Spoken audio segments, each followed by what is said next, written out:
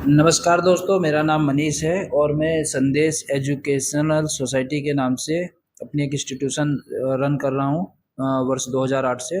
इसमें हम NS board और उत्तराखंड ओपन यूनिवर्सिटी के एआई के रूप में काम करते हैं।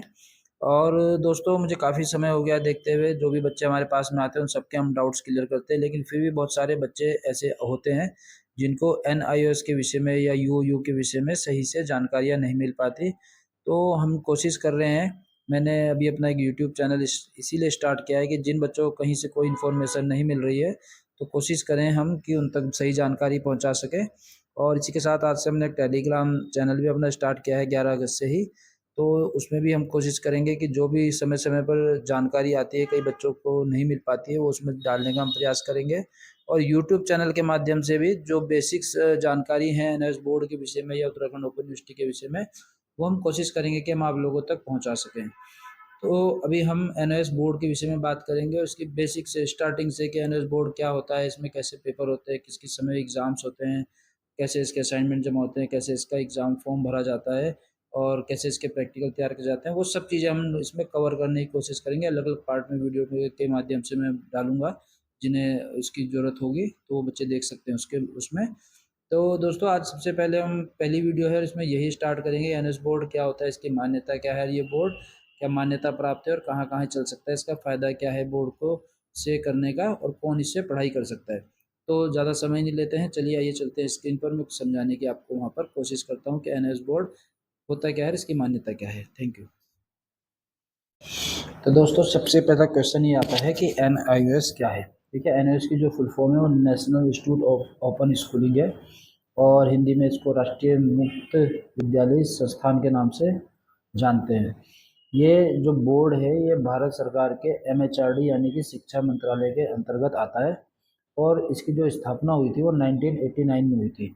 इसका उद्देश्य ये था कि ओपन डिस्टेंस लर्निंग के लिए इसको इस्टेब्लिश किया गया था, यानी कि जो बच्चे किसी भी वजह से, जैसे वो पढ़ाई की बीमारी की वजह से या नौकरी की वजह से या किसी अन्य वजह से जिनकी शिक्षा छूट जाती है, जो नहीं पढ़ पाते, वो डायरेक्ट 10वीं व 12वीं का फॉर्म भर सके, इसके लिए ये बोर्ड इस्टेब्लिश किया गया था। इसमें 10th 12th होता है, साथ में भी इसमें वोकेशनल कोर्सेज भी आए हैं। वोकेशनल का मतलब जैसे जो स्किल डेवलपमेंट के कोर्सेज होते हैं, ब्यूटिशियन का हो गया, कंप्यूटर से रिलेटेड हो गया, टेलरिंग का हो गया, इस तरह के कोर्सेज में आए हैं। और विशेष पाठ्यक्रम में जैसे डीएलएड अभी हुआ था, तो इस तरह के कोर्सेज एनआईएस बोर्ड से अभी कराए जा रहे हैं। एनआईएस बोर्ड में ये सब चीज़ें होती हैं। ठीक है, फिर आती है बात कि इसकी मान्यता है। इसको लेके बच्चे सबसे ज़्यादा कंफ्यूज रहते हैं। तो मान्यता, ये एक राष्ट्रीय स्तर का मान्यता प्राप्त बोर्ड है और ये इसकी मान्यता सीबीएसई, आईसीएसई और जो हमारे उत्तराखंड बोर्ड या यूपी बोर्ड है उनके बराबर है। मतलब कहीं से कहीं तक कोई दिक्कत नहीं है। जितनी मान्यता सीबीएसई की है, जितनी मान्यता यूके बोर्ड की है, जितनी आईसीएसई बोर्ड की है, उतनी ही मान्यता इसकी भी है। और इसी मान्यता की वजह से सरकारी जो नौकरियां होती हैं उसमें भी इसकी पूरी वैलिडिटी है और जो पर्सनल जो प्राइवेट जॉब्स के लिए हम लोग अप्लाई करते हैं वहाँ भी इसमें कोई दिक्कत नहीं आएगी। ठीक है, इसकी मार्कशीट से आप कॉलेज और यूनिवर्सिटी में कहीं भी एडमिशन ले सकते हैं। और जो कॉम्पिटिटिव एग्जाम्स होते हैं जैसे UPSC, SSC, banks, railway, police, army, सब जगह ये मान्यता प्राप्त है। कहीं से कहीं तक कोई दिक्कत इसमें नहीं आनी है। फिर बात आती है कि कई स्टूडेंट्स का ये होता है कि भाई हमें एक कोर्स करके बाहर जाना है। तो अगर आप विदेश में भी जाना चाहते हैं तो वहाँ पे भी ये भारतीय राष्ट्रीय बोर्ड के रूप में इसकी मान्यता है। America, Canada, Australia, UAE, UK में सब जगह पर नॉर्मली ये मान्य होता है। कुछ देशों में इक्विवेलेंसी टेस्ट होते हैं। इक्विवेलेंसी टेस्ट मतलब कि जो वहाँ की लैंग्वेज है या वहाँ के जो नियम हैं उनके हिसाब से इक्विवेलेंसी टेस्ट देना होता है। वो इस बोर्ड में भी है और कोई सीबीएसई से पास है या एचई से पास है तो उसमें भी होता है। कोई एनएस के लिए स्पेशल नहीं होता है। तो सब जगह इसकी पूरी मान्यता है। बाकी जब आप कहीं भी इसको कहीं यूज़ कर रहे हैं तो वहाँ पर थोड़ा सा आपको पता करना पड़ता है। इसकी खासियत है, एनएस बोर्ड की क्या क्या खासियत है। तो इसके लिए एक लचीला टाइम टेबल है। एक साल में 2 बार इसके पेपर होते हैं, अक्टूबर, नवंबर, मार्च, अप्रैल। और इसके अलावा आप ऑन डिमांड के भी इसमें एग्ज़ाम्स दे सकते हैं।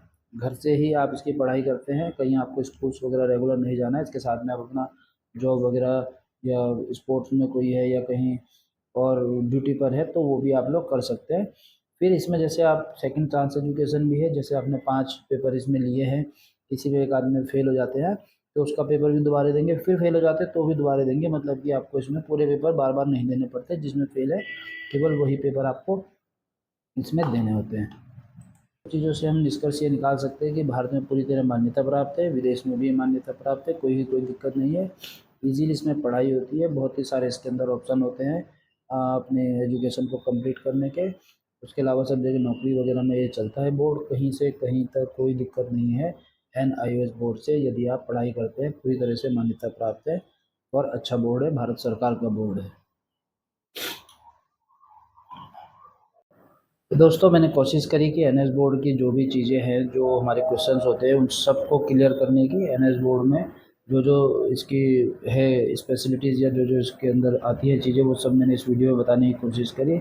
इसके अलावा हम अभी और भी पार्ट्स में इन वीडियोज़ को बनाएंगे, ताकि और भी जो चीज़ें बच्चे पूछते हैं, जो उनके कन्फ्यूज़न होते हैं, उनको हम इसमें क्लियरफाई करने की कोशिश करेंगे।